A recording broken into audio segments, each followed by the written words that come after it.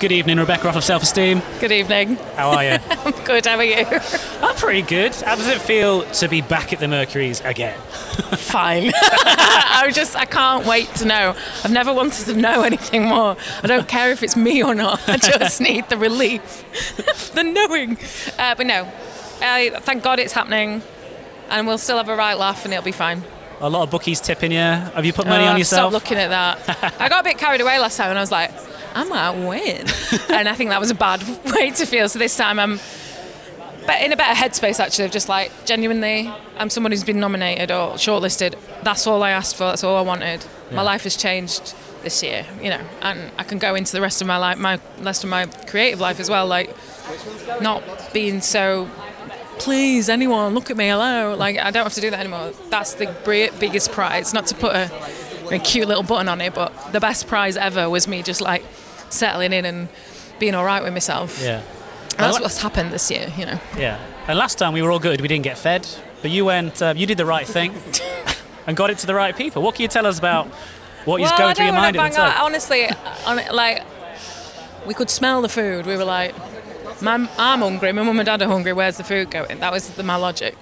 And then just took ages though, took a long time. It's a lot harder than you think. I learned a lot about food red tape very quickly. But, you know, there's loads of stuff that don't make sense to me, and you know, not finding a way to get that somewhere didn't make sense to me. So, but I don't want a fucking medal or out. It don't matter. But you got to go out afterwards. You got your head around food red tape, then you went out. Yeah, and I got spangled in my flat. I'm singing Mirable about 20 times. Can't stop getting drunk and singing There Better Be Mirable to people who don't want to hear it in my living room. But yeah, that's how I celebrated last time, for sure. Well, I was going to ask how your life has changed since the nomination, but I think the one question that captures that is what everybody really wants to know. What's Mr Blobby really like? Oh my God, sexy, sort of interesting, shorter than you think. That was really, it don't get better than that, does it really? If you're me, that day where I met Mr Blobby, it was, you know, don't need anything else. He's got a good chat. Well, you know, they used to put the voice on it, didn't it? It was like a vocoder. Blobby, but obviously they didn't have that. So, and the guy in the suit was trying not to make any noise. And then when we had to, he'd be like, Blobby, Blobby. It's just like normal man's voice saying Blobby, which, poor guy. But yeah, amazing. But you've done some great telly recently. You're now a game show queen as well. Yes, I am. Which I maybe need to stop doing. But I do enjoy myself a lot.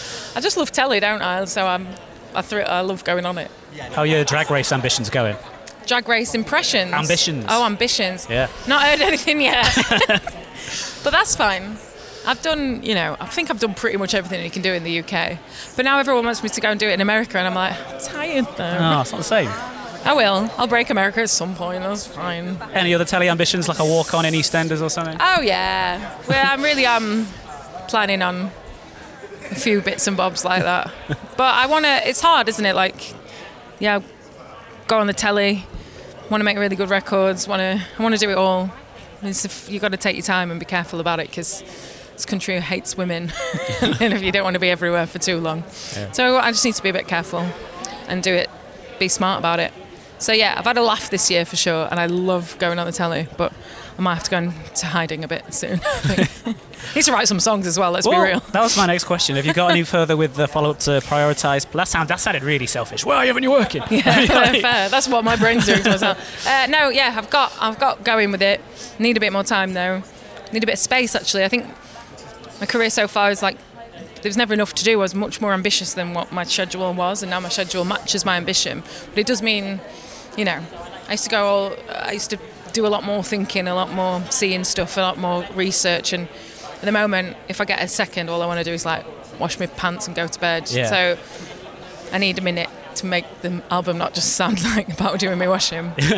But I can't promise anything, it might. Yeah. Well, I was going to ask you what you're thinking of, like what themes you're thinking of tackling, but you've got to live life a bit first, yeah?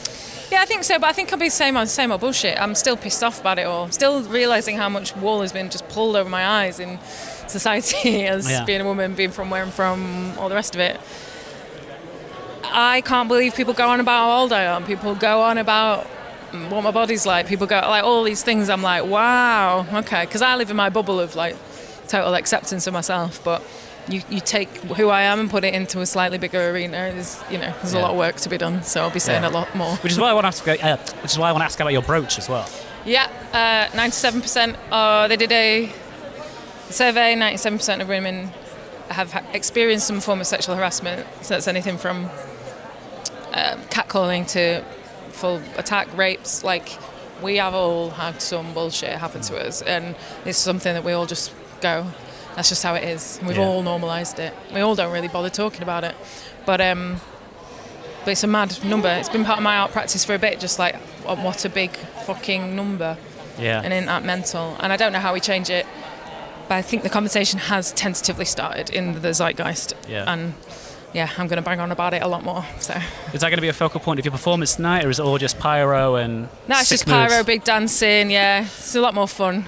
This is a vibe kill. No, I'm joking. All my performances are about, wanting things to be fair.